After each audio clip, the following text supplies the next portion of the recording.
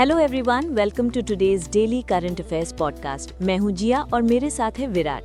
हम हैं आपके current affairs expert score clever से। हेलो दोस्तों, आज के पॉडकास्ट में हम जो करंट अफेयर्स डिस्कस करने वाले हैं वो हमने स्कोर क्लेवर के daily banking premium current affairs PDF से लिया है। बिल्कुल, और आपको पता है ये पीडीएफ बाकी टॉप सोर्सेज के कंपैरिजन में ऑलमोस्ट 5 टाइम्स छोटा है, पर एग्जाम्स में इसका परफॉर्मेंस एकदम टॉप क्लास है। हाँ यार, रीसेंट बैंक एग्जाम्स में टोटल क्वेश्चंस में से लगभग 80% क्वेश्चंस सीधे स्कोर क्लेवर से आए थे। SBI PO 2025 में ही देख लो, अफेयर्स क्लाउड जैसे फेमस सोर्स से 4 क्वेश्चंस ज्यादा कवर किए थे स्कोर क्लेवर ने। एग्जैक्टली, हमारे full time current affairs experts daily newspapers को अच्छे से एनालाइज करके सिर्फ इम्पोर्टेंट चीजें निकालते हैं ताकि आपका टाइम बचे। ये पीडीएफ आपको स्कोर क्लेवर के टेलीग्राम चैनल पर मिल जाएगा। ज्वाइन करने का लिंक डिस्क्रिप्शन में है, जरूर चेक करें। तो चलो बिना किसी देरी के शुरू करते हैं आज की नेशनल न्यूज से। सबसे पहली न्यूज आ रही है एग्रीकल्चर सेक्टर से। Agriculture insurance company of India limited यानी AICL ने एक नेशन वाइड प्रोग्राम लॉन्च किया है जिसका नाम है कृषि सखी इनिशिएटिव। हाँ, और इसका मेन गोल है इंडिया भर में वुमेन फार्मर्स को एम्पावर करना। ये इनिशिएटिव यूनाइटेड नेशंस के एक बड़े डिसीजन के साथ एकदम अलाइन करता है। यूनाइटेड नेशंस ने साल 2026 को international year of the women farmer declare किया है, तो ये काफी इंपॉर्टेंट स्टेप है। बिल्कुल। अब चलते हैं रूरल डेवलपमेंट की तरफ। मिनिस्ट्री ऑफ रूरल डेवलपमेंट, जिसको हम मॉड भी कहते हैं, उन्होंने एक comprehensive internal audit portal launch किया है। इस पोर्टल का मकसद क्या है? आसान भाषा में कहूं तो पहले ऑडिट का काम मैनुअल होता था, फाइल्स के through.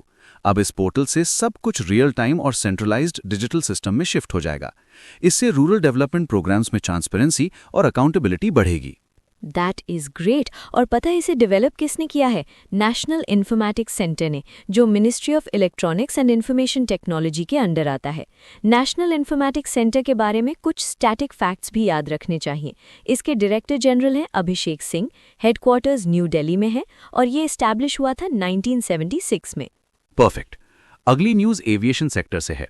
Ministry of civil aviation ने एक बहुत ही मस्त स्कीम ऑपरेशनलाइज की है जिसका नाम है फेयर से फुर्सत -1 रूट 1 फेयर। नाम तो काफी कैची है, इसमें क्या स्पेशल है? इसमें डायनेमिक प्राइसिंग को हटा दिया गया है। डायनामिक प्राइसिंग वो क्या होता है? जैसे आप कैब बुक करते हो और बारिश के टाइम डिमांड बढ़ने पर प्राइस डबल हो जाता है ना, उसे डायनेमिक प्राइसिंग कहते हैं। फ्लाइट टिकट्स में भी ऐसा ही होता है, लेकिन इस स्कीम के अंडर सिलेक्टेड रीजनल रूट्स पर टिकट प्राइस फिक्स रहेगा। इससे एयर ट्रैवल सस्ता और प्रेडिक्टेबल बनेगा। अरे वाह, इसकी इनॉग्रल फ्लाइट रेवा से रायपुर के बीच उड़ी है। इसे यूनियन मिनिस्टर राम मोहन नायडू और मध्य प्रदेश के चीफ मिनिस्टर मोहन यादव ने लॉन्च किया, और ये स्कीम अलायंस एयर ऑपरेट कर रही है, जो एक गवर्नमेंट ओन रीजनल कैरियर है। बिल्कुल। और इसी इवेंट के दौरान उन्होंने खजुराहो एयरपोर्ट पर सेंट्रल इंडस्ट्रियल सिक्योरिटी फोर्स यानी CISF के नए बैरिक्स भी इनॉग्रेट किए। इसे एयरपोर्ट्स अथॉरिटी ऑफ इंडिया ने 100 करोड़ रुपीस से ज्यादा की इन्वेस्टमेंट से बनाया है। एयरपोर्ट्स अथॉरिटी ऑफ इंडिया के चेयरमैन है विपिन कुमार। इसका हेडक्वार्टर्स न्यू दिल्ली में है और ये 1995 में एस्टैब्लिश हुआ था। इंफ्रास्ट्रक्चर की बात हो ही रही है तो बता दूं, यूनियन मिनिस्टर्स नितिन गडकरी और अश्विनी वैष्णव ने मिलकर न्यू दिल्ली में प्रिज्म SG पोर्टल लॉन्च किया है। प्रिज्म SG का फुल फॉर्म है portal for rail road inspection and stages management -steel girders. ये digital initiative road over bridges और रेलवे ब्रिज प्रोजेक्ट्स के अप्रूवल और इंस्पेक्शन प्रोसेस को डिजिटाइज और फास्ट ट्रैक करने के लिए है। हाँ, पहले जिन रोड ओवर ब्रिजेस के अप्रूवल और इंस्पेक्शन में 12 मंथ्स लगते थे, अब इस पोर्टल की मदद से वो टाइम कम होकर सिर्फ 3 to 4 मंथ्स रह जाएगा। ये तो बहुत बड़ी रिलीफ है। सही कहा। अब चलते हैं एक ग्रीन इनिशिएटिव की तरफ। रिलायंस मेट सिटी का एक प्रोजेक्ट है मेट्रोपोलिस, जो दरियापुर हरियाणा में है। ये इंडिया का पहला प्रोजेक्ट बन गया है जिसे लीड प्लैटिनम प्री सर्टिफिकेशन मिला है। ये certification lead for cities plan and design rating system के अंडर मिला है। थोड़ा आसान भाषा में समझाओ, ये लीड क्या है? लीड मतलब leadership in energy and environmental design. ये दुनिया का सबसे popular green building rating system है। अगर किसी प्रोजेक्ट को यह सर्टिफिकेशन मिलता है, मतलब वो एनवायरनमेंट के लिए बहुत अच्छा और सस्टेनेबल है। ये मेट्रोपोलिस प्रोजेक्ट 140 एकड़ का मास्टर प्लान है जिसमें रेजिडेंशियल और इंडस्ट्रियल प्लॉट्स दोनों हैं, और ये 8250 एकड़ की रिलायंस मेट सिटी का एक फ्लैगशिप इनिशिएटिव है। Wow, that is huge. अब इकोनॉमी की बात कर लेते हैं। गोल्डमैन सैक्स में इंडिया की GDP यानी gross domestic product growth forecast को रिवाइज कर लिया है। कैलेंडर ईयर 2026 के लिए पहले उन्होंने 7% ग्रोथ का एस्टिमेट दिया था, पर अब उसे घटाकर 5.9% कर दिया है। और सिर्फ जीडीपी ही नहीं, इन्फ्लेशन को लेकर भी चेंजेस हैं। गोल्डमैन सैक्स का कहना है कि कैलेंडर ईयर 2026 में इंडिया की इन्फ्लेशन बढ़कर 4.6% हो जाएगी, जो पहले 3.9% प्रेडिक्ट की गई थी। इसके अलावा इंडिया का करंट अकाउंट डेफिसिट भी वाइडन होकर जीडीपी का 2% हो जाने की उम्मीद है। यहाँ एस्पिरेंट्स के लिए करंट अकाउंट डेफिसिट को समझना बहुत ज़रूरी है। करंट अकाउंट डेफिसिट तब होता है जब कोई कंट्री इंटरनेशनल ट्रांजैक्शन से जितना फॉरेन करेंसी अर्न करती है उससे ज़्यादा स्पेंड कर देती है। एग्जैक्टली। आसान शब्दों में, अगर हमारे देश में इंपोर्ट होने वाले गुड्स, सर्विसेज और ट्रांसफर्स की टोटल वैल्यू हमारे यहाँ से एक्सपोर्ट होने वाली टोटल वैल्यू से ज़्यादा हो जाए तो उसे करंट अकाउंट डेफिसिट कहते हैं। बैंकिंग सेक्टर से भी न्यूज़ है। HDFC बैंक ने केकी मिस्त्री को अपना interim part time chairman appoint किया है 3 मंथ्स के लिए। ये अपॉइंटमेंट अतनु चक्रवर्ती के रिजाइन करने के बाद हुई है। इसके साथ ही आरबीआई ने दी Hong Kong and Shanghai banking corporation limited यानी HSBC पर 31.8 लाख रुपीस की मॉनेटरी पेनल्टी लगाई है। पेनल्टी क्यों लगी? क्योंकि HSBC ने इनऑपरेटिव अकाउंट्स और अनक्लेम्ड डिपॉजिट से रिलेटेड आरबीआई के डायरेक्शंस को फॉलो नहीं किया। दोस्तों, इनऑपरेटिव अकाउंट्स वो बैंक अकाउंट्स होते हैं जिनमें कस्टमर ने बहुत लंबे टाइम से कोई ट्रांजैक्शन नहीं किया होता, और अनक्लेम डिपॉजिट्स वो पैसा है जो अकाउंट में सालों से पड़ा है और कोई उसे क्लेम करने नहीं आया, यूजुअली 10 साल से ज़्यादा। बैंक को इसके स्ट्रिक्ट रूल्स फॉलो करने होते हैं। बिल्कुल सही। अच्छा दोस्तों, आगे बढ़ने से पहले एक बहुत ही इंपॉर्टेंट बात। हाँ, अगर आप करंट अफेयर्स और जनरल नॉलेज को याद रखने में स्ट्रगल करते हैं तो आपको score clever app Google play store से जरूर डाउनलोड करना चाहिए। इस ऐप में एक यूनिक न्यू लर्निंग टेक्निक है। ऐप प्रेडिक्ट कर लेता है कि आप कोई पढ़ी हुई इन्फॉर्मेशन कब भूलने वाले हो और आपको उसी टाइम रिवाइज करवाता है। मतलब जो आप एक बार पढ़ लोगे वो जिंदगी में कभी नहीं भूलोगे। और सबसे अच्छी बात, एग्जाम से पहले मैनुअल रिवीजन का कोई टेंशन नहीं रहेगा। ऐप अपने आप सब मैनेज कर लेगा। तो अभी प्ले स्टोर पर जाओ और स्कोर क्लेवर ऐप डाउनलोड करो। और हाँ, हमें कमेंट्स में जरूर बताना कि आपको हमारा ये नया पॉडकास्ट इनिशिएटिव कैसा लगा। इसे बनाने में हमारी टीम की बहुत मेहनत लगती है। बिल्कुल, तो अपना सपोर्ट दिखाइए। इस पॉडकास्ट को लाइक करें, अपने कम से कम 5 फ्रेंड्स के साथ शेयर करें और चैनल को सब्सक्राइब करना बिल्कुल मत भूलना। चलो back to the news. Agreements की कैटेगरी में department for promotion of industry and internal trade यानी DPIIT ने क्राफ्टन इंडिया के साथ एक MOU साइन किया है। इसका टारगेट है गेमिंग और डिजिटल एंटरटेनमेंट में स्टार्टअप इकोसिस्टम को स्ट्रॉन्ग करना। हाँ, ये पार्टनरशिप स्पेशली प्रोडक्ट स्टार्टअप्स को सपोर्ट करेगी जो digital entertainment, online gaming, e sports, interactive media और आर्टिफिशियल इंटेलिजेंस ड्रिवन टेक्नोलॉजीज में काम कर रहे हैं। इसके अलावा इंडिया ने इंडोनेशिया के साथ एक पार्टनरशिप की है 9th सेंचुरी के प्रम्बानन टेम्पल कॉम्प्लेक्स को रिस्टोर करने के लिए। ये टेम्पल इंडोनेशिया के जावा में स्पेशल रीजन ऑफ जोग्जाकार्ता में है। इस रेस्टोरेशन के लिए आर्कियोलॉजिकल सर्वे ऑफ इंडिया यानी ASI अपनी टेक्निकल एक्सपर्टीज प्रोवाइड करेगा। आपको बता दूं कि ये टेम्पल साउथ ईस्ट एशिया के सबसे significant UNESCO world heritage sites में से एक है। ASI की बात आई है तो इसके स्टैटिक फैक्ट्स बता देता हूँ। ये मिनिस्ट्री ऑफ कल्चर के अंडर आता है। इसके डायरेक्टर जनरल हैं यदुवीर सिंह रावत। हेडक्वार्टर्स न्यू दिल्ली में है और ये 1861 में एस्टैब्लिश हुआ था। डिफेंस न्यूज पर आते हैं। इंडियन नेवी की फ्रिगेट INS नीलगिरी ने एक्सरसाइज काकाडू 2026 के सी फेज में पार्टिसिपेट किया है। ये एक्सरसाइज नॉर्दर्न ऑस्ट्रेलिया के कोस्ट पर हुई। इसमें इंडियन नेवी ने मलेशिया, फिलीपींस और थाईलैंड के वॉरशिप्स के साथ कोऑर्डिनेटेड नेवल मैनूवर्स किए। और मजे की बात यह है कि INS नीलगिरी की क्रू ने ऑस्ट्रेलिया के डार्विन में हुए हार्बर फेज के स्पोर्टिंग इवेंट्स में काकाडू शील्ड ट्रॉफी भी जीत ली। That is a proud moment. इस 2026 एक्सरसाइज की थीम थी regional cooperation through trusted and proven partnerships. Business news की बात करें तो भारत पेट्रोलियम कॉर्पोरेशन लिमिटेड यानी BPCL ने इंडिया का पहला 24/7 लिक्विफाइड पेट्रोलियम गैस यानी LPG automated teller machine launch किया है गुरुग्राम, हरियाणा में। मतलब अब ATM से गैस सिलेंडर निकलेगा? बिल्कुल, इसे Bharat gas Insta LPG brand किया गया है।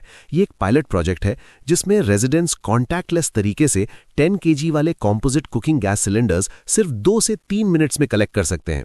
इस ATM यूनिट में एक साथ 10 सिलेंडर स्टोर हो सकते हैं। ये तो बहुत कन्वीनियंट है। BPCL के बारे में बता दूं, इसके चेयरमैन एंड MD हैं संजय खन्ना। हेडक्वार्टर्स मुंबई में है और ये 1952 में एस्टैब्लिश हुआ था। एक और बिजनेस डील हुई है। Kotak Mahindra capital company limited, जो कोटक महिंद्रा बैंक लिमिटेड की होल्ली ओन्ड सब्सिडियरी है, उसने इन्फिना फाइनेंस प्राइवेट लिमिटेड में अपना 30.99% स्टेक डाइवेस्ट करने का अग्रीमेंट किया है। ये डील 1293.91 करोड़ रुपीस में हुई है। डाइवेस्ट करने का मतलब होता है अपने शेयर्स को बेच देना। कॉम्पिटिशन कमीशन ऑफ इंडिया यानी CCI ने भी कुछ बड़े बिजनेस डील्स को अप्रूव किया है।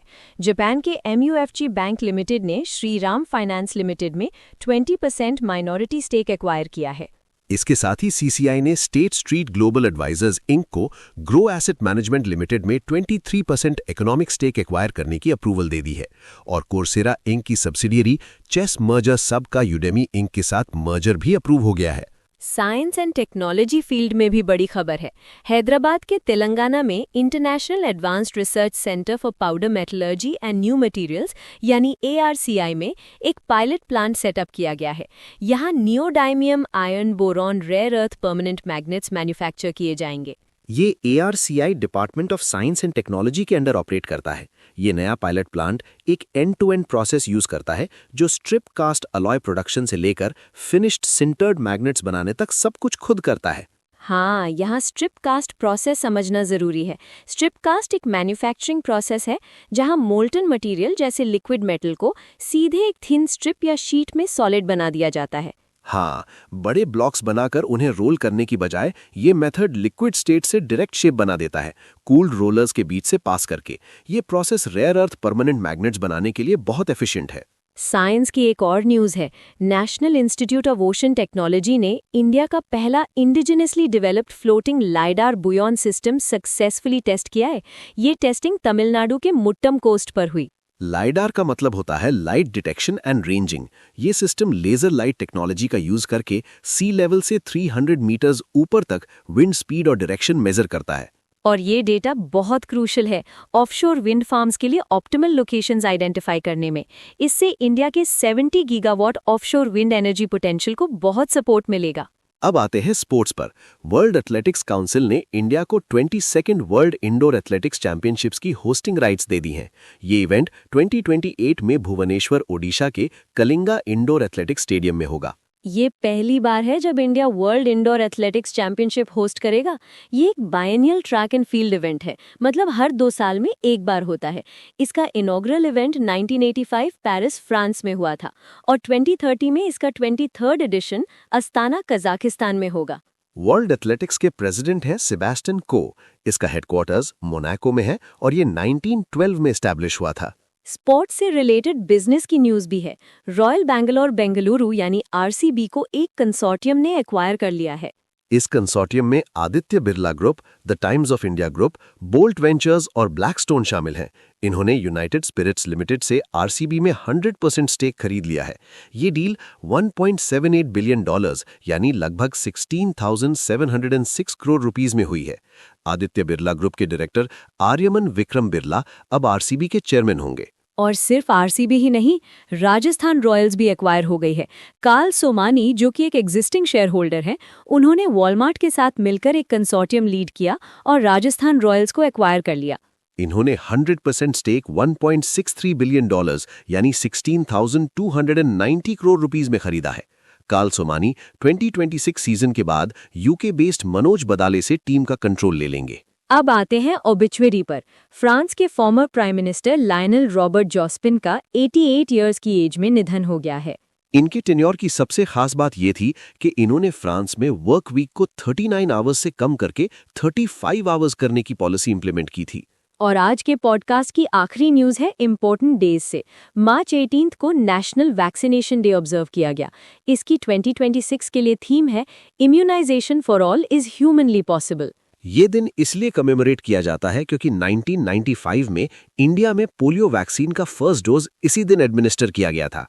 बिल्कुल। तो दोस्तों, ये थे आज के सारे इंपॉर्टेंट करंट अफेयर्स। जाने से पहले एक और बढ़िया खबर। अगर आप अपनी प्रेपरेशन को एकदम IPL लेवल का बनाना चाहते हैं तो टेलीग्राम पर हमारा करंट अफेयर्स लीग जरूर ज्वाइन करें। हाँ, ये लिटरली करंट अफेयर्स का IPL है। यहाँ डेली रात 8 बजे उसी दिन के करंट अफेयर्स का क्विज होता है। हर महीने एक नई लीग स्टार्ट होती है और मंथ एंड तक स्कोर्स काउंट होते हैं। और जो विनर्स होते हैं उन्हें मिलते हैं एक्साइटिंग रिवॉर्ड्स। तो कम्पिटिटिव माहौल में मजे से पढ़ाई करने के लिए करंट अफेयर्स लीग को टेलीग्राम पर आज ही ज्वाइन करें। लिंक डिस्क्रिप्शन में दिया हुआ है। Thank you so much for tuning in. अच्छे से पढ़ते रहिए and we'll see you in the next podcast.